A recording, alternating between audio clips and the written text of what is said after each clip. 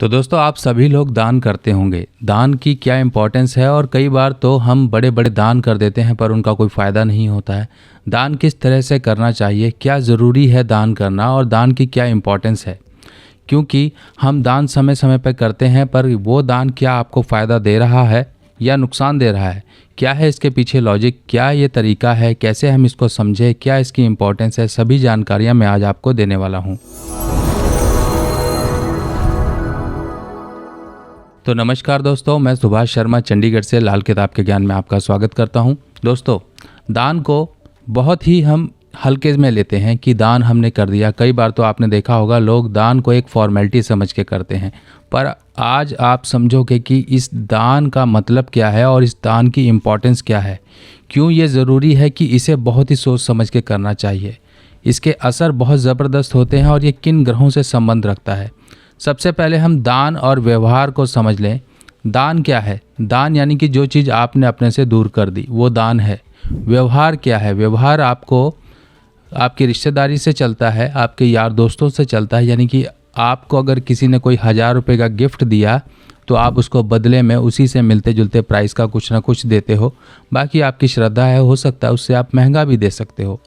ये हुआ व्यवहार, यानी कि आपने किसी के लिए कुछ किया और उस सामने वाले में भी बदले में आपके लिए कुछ किया, ये व्यवहार हुआ। पर दान जो होता है, एक बार कर दिया उसे इंसान भूल जाता है। अब ये दान किस तरह के होते हैं? कन्यादान होता है। कई बार तो लोग गरीब बिटियाओं का कन्यादान करते हैं या फिर धर्म स्थान में कुछ दान करते हैं। कई तरह की चीज़ें होती हैं, वस्तुएं होती हैं, कपड़ा होता है, कुछ होता है, या गरीबों में कहीं दान किया जाता है, चाहे वो कपड़ा हो, अनाज हो या उनके खाने पीने की वस्तुएं हो। अब श्रद्धा और विश्वास का आपस में मेल जोल है ये दान। अब श्रद्धा और विश्वास, अगर हम श्रद्धा को समझें, श्रद्धा हम जो भी हमारे बिलीफ्स हैं, जो भी हम मानते हैं, जो भी हमारी एक तरह से प्रथाएं हैं, जो कि हमारी स्पिरिचुअल बिलीफ्स हैं, वो सब की सब केतु से देखी जाती हैं। और विश्वास, विश्वास क्या है? जो आपका ट्रस्ट है, जिस चीज़ के साथ आप बंधे हुए हो, जिस सोच के साथ आप बंधे हुए हो, वो है बृहस्पति।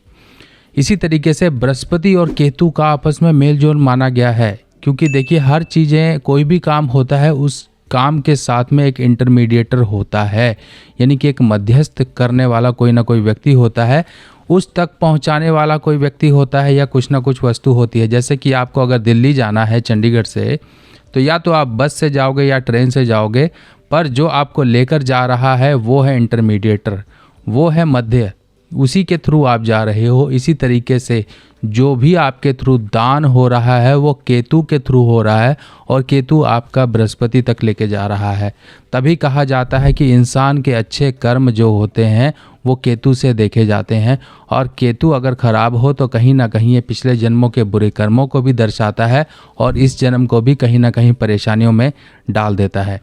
जब भी हम कोई काम करते हैं, मान लीजिए कहीं बॉस या किसी अधिकारी के पास गए, तो हम डायरेक्ट नहीं जा सकते हैं। वहाँ पर उनकी जो प्रक्रिया होती है, उसी प्रक्रिया को फॉलो करते हुए हम डायरेक्ट नहीं मिलते हुए और प्रोसेस को फॉलो करते हुए उस अधिकारी से मिलते हैं। इसी तरीके से हम जो भी कर्म कर रहे हैं, जो भी हम दान कर रहे हैं, जो भी हम श्रद्धापूर्वक चीज़ें कर रहे हैं, वो केतु के थ्रू जाती हैं बृहस्पति तक। तभी कहा गया है राहु और केतु, इन दो ग्रहों में एक ही फर्क है। राहु हमारे बुरे कर्मों को दर्शाता है और केतु हमारे साथ हमेशा खड़ा रहता है और हमारे अच्छे कर्मों को शनि की अदालत में पेश करता है। राहु और केतु दो एजेंट्स हैं और शनि जज हैं। इस तरह से ये एक प्रक्रिया होती है। ये आप समझ गए। अब हम समझते हैं कि जैसे कि बादलों का काम क्या है। बादल भी एक तरह से इंटरमीडिएटर हैं। जहाँ पर भी पानी होता है, ये बादल के अंदर जाके वाष्प बन के बादलों में इकट्ठा होता है। फिर यही बादल पहाड़ों तक जाते हैं, वहाँ पर सर्द हवाएं बनाते हैं और बादलों से जो भी मॉइस्चर इकट्ठा होता है वो सब का सब बादलों पर कहीं ना कहीं बर्फ़ के रूप में जमा होना शुरू हो जाता है। अब बर्फ़ के रूप में जमा होना शुरू हुआ, वहीं से ही वो पानी जब बनता है तब नदियों का एक फॉर्मेशन होता है, नदियों में पानी आता है। और ये एक चैनल कैसे बना, ये कहते हैं थ्रू प्रॉपर चैनल, यानी कि हर एक चीज़ को कुछ ना कुछ वस्तु की सहायता, किसी न किसी प्राकृतिक नियम की सहायता से वो चीज़ें फॉर्म होती हैं। जब भी हम इन प्राकृतिक नियमों के साथ खिलवाड़ करते हैं या इनके साथ हम कहीं पर चालबाजी करते हैं, तब हमारे साथ परेशानी आनी शुरू हो जाती हैं। अब इस पे एक कहानी याद आ गई। तो मेरे दादाजी इसको सुनाया करते थे कि एक बार दान की बात है, क्योंकि देखिए मेरे दादाजी कर्म कांड वगैरह किया करते थे, पूजा पाठ वगैरह किया करते थे। तो इस तरह से वो उन्होंने कई कहानियाँ समय समय पे मुझे सुनाई भी हैं जब छोटे थे, जब याद आ जाती है। नहीं तो पिताजी भी मुझे बताते हैं किस तरह से वो कहानी बोला करते थे। तो कहानी ये है कि दान करने की, एक व्यक्ति के औलाद पैदा नहीं हो रही थी, बच्चे नहीं हो रहे थे, बहुत परेशान था। तो किसी ने बोला उसको कि आप ऐसे से जो है दान करिए कहीं धर्म स्थान में, जो भी आपको लगे कि हाँ आप सामर्थ्यवान होकर ये चीज़ें दान कर सकते हैं तो आप दान करिए, इससे आपके संतान पैदा होने के योग बनेंगे। तो उनको केले दान करने का उपाय बोला गया। तो वो व्यक्ति केले दान करता था। एक अच्छा खासा संपन्न परिवार से व्यक्ति होने के बावजूद भी वो ठेली वाले पर केले लेने गया। एक बार की घटना बताई जाती है कि वो ठेली वाले के पास केले लेने गया। तो उसने बोला, भैया ये जो केले हैं ये क्या भाव दिए? तो उसने बोला 10 रुपये के 12 हैं। उस समय का प्राइस जो था, जो भी था कि ये इतने के हैं। पहले तो आना वगैरह चलता था, आना, चवन्नी, अठन्नी, इस तरह की चीज़ें चलती थी। तो अब मैं चवन्नी, अठन्नी, आना बोलूँगा तो आपको समझ नहीं आएगी, तो हम 10 रुपये लेके चलते हैं। तो उसने बोला कि भाई साहब ये 10 रुपये के 12 केले हैं। तो उसने बोला, अच्छा यार ये तो महंगे हैं। अच्छा ये जो साइड में रखे हैं ये कैसे दिए? ये 5 रुपये के दर्जन है, ले लो, कोई दिक्कत नहीं है। तो वो आदमी फिर भी सोच में पड़ गया, 5 रुपये भी बहुत ज़्यादा हैं। इधर उधर देखने लगा तो उसने ठेली के नीचे देखा कि कुछ केले पड़े हुए थे। तो उसने बोला, अरे ये केले भी तो हैं। जो आदमी था वो बोला, ये केले भी तो हैं, ये केले दे दो मुझे। तो बोला, अरे बाबूजी ये तो ख़राब केले हैं, किसी काम के नहीं, खा नहीं पाओगे। अरे ख़राब हैं, खाने लायक नहीं है तो कम से कम दान तो कर सकते हैं ना। छितरी वाला केला है, दे दो, बढ़िया है, मीठा होता है। यानी कि उस ख़राब चीज़ को भी वो ख़रीदार अच्छी बनाकर पेश करने लगा। अरे मीठे होते हैं, चितरी वाला केला है, इसको दान करेंगे, मीठा है, भगवान को भोग लगाएंगे, इस तरह से हाँ दे दीजिए, कोई बात नहीं। वो केले उसने 2 रुपये में ख़रीद लिए। अब वो दान करने चला गया, दान कर आ गया और इस तरह से वो दान करता रहा। इस तरह के घटिया केले वगैरह, घटिया चीज़ें वगैरह दान करता रहा। तब वो व्यक्ति को चलिए औलाद पैदा हो गई किसी तरीके से। अब औलाद पैदा हो गई तो जैसे ही उसने पहली बार अपनी औलाद को देखा तो उसके तो होश उड़ गए कि ये बच्चे का क्या हाल है, इसके तो पूरे शरीर पर उल्टे सीधे निशान बने हुए हैं। तो वो आदमी भागा गया उस पुजारी के पास। कहता है, पंडित जी आपने तो मुझे केले दान करने का उपाय कहा था, मैंने देखो केले दान भी किए, पर ये बच्चा तो देखो बिल्कुल छितरी जैसा हो गया है, केले की छितरी जैसा। तो पुजारी ने बोला कि तुमने भी तो छितरी वाले केले दान किए थे। अब देखिए जैसे आपने कर्म किए, जैसे आपने दान किया, उस तरह से प्रभु ने आपको छितरी वाला केला और छितरी वाला बच्चा दे दिया। आपने छितरी वाले दान किए तो प्रभु ने आपने छितरी वाला बच्चा भी आपको दे दिया।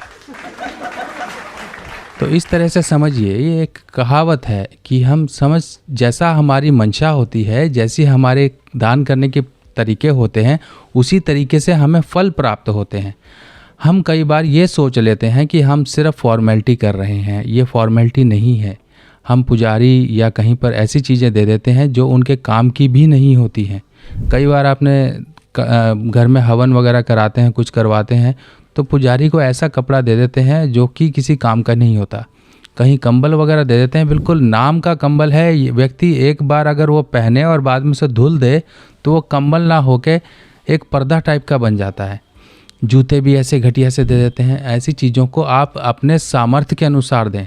मैं हमेशा क्यों आपको कहता हूँ, जब भी कन्या पूजन करते हैं आप नवरात्रि पे, तब आपको एक नियम बना लेना है। आपके जो एक पैसों में, आपकी एक सुख समृद्धि में वृद्धि के लिए एक ही नियम आपको बना के रखना है कि मान लीजिए आपने इस वर्ष की कन्या पूजन किया, कंजकें बिठाई, आपने मान लीजिए 1000 रुपये का खर्चा किया उनके ऊपर, कुछ गिफ्ट वगैरह देने में जो आप कर रहे हैं वो तो ठीक है, उसके साथ साथ अपनी इच्छा के अनुसार भी तो आप देते हैं कुछ ना कुछ बच्चों को खुश करने के लिए।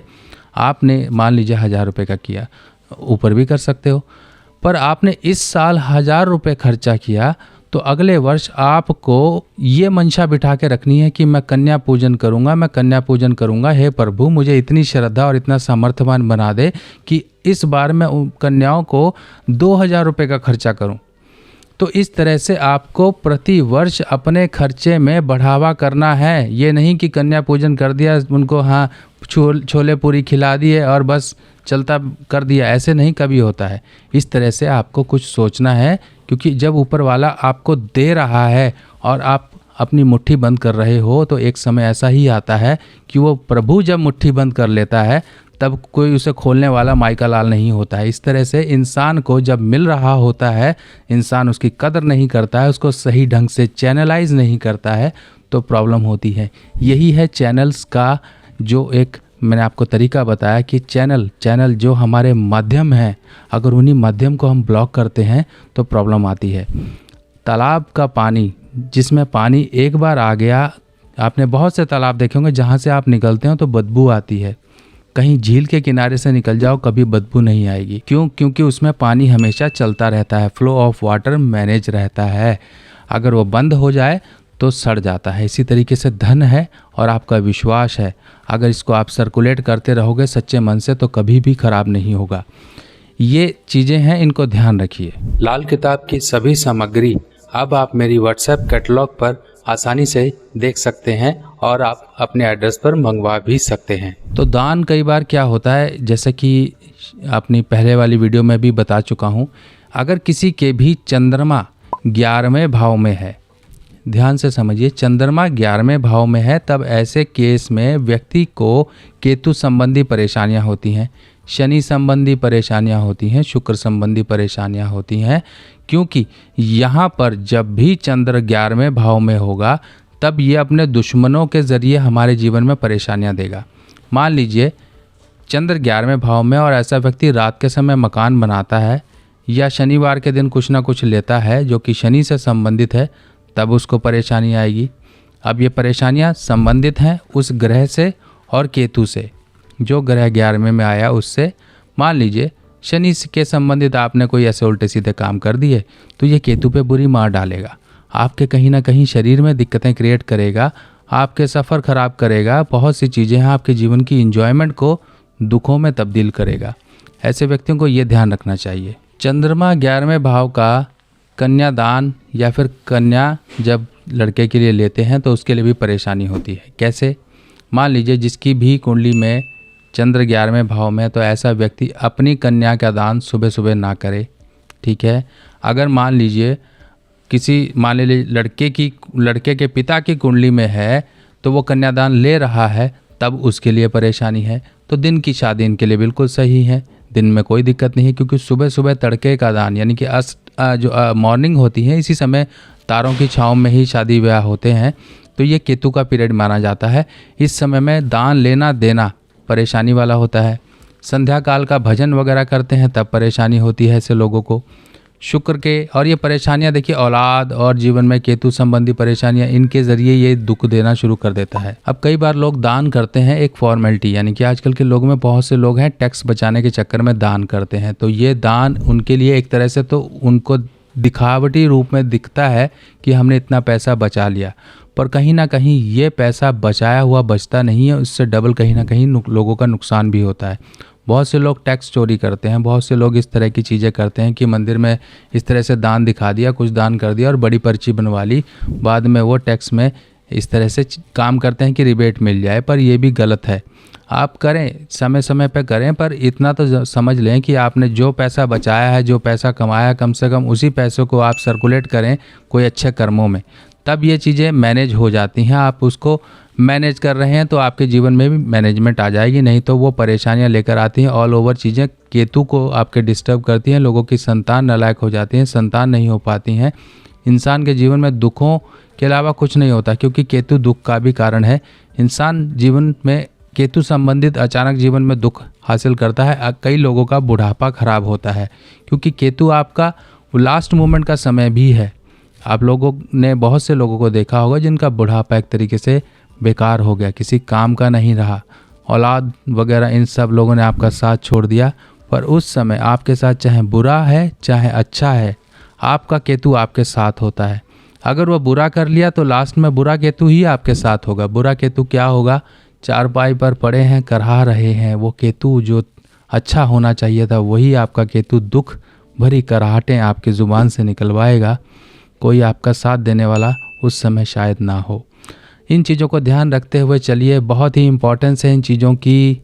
और बाकी आप लोगों का प्यार अच्छे से मिल रहा है, फीडबैक कमेंट करते रहिए, नमस्कार या जय माता दी ज़रूर लिखिएगा, ताकि आप लोगों का और मुझसे एक कनेक्शन बना रहे। मैं भी आप लोगों के लिए हमेशा तत्पर रहूं, आपके लिए ऐसी इन्फॉर्मेशन लाता रहूं। बाकी मिलते हैं नई जानकारी के साथ नई वीडियो में, तब तक के लिए अपने सुभाष भाई को आज्ञा दीजिए, नमस्कार।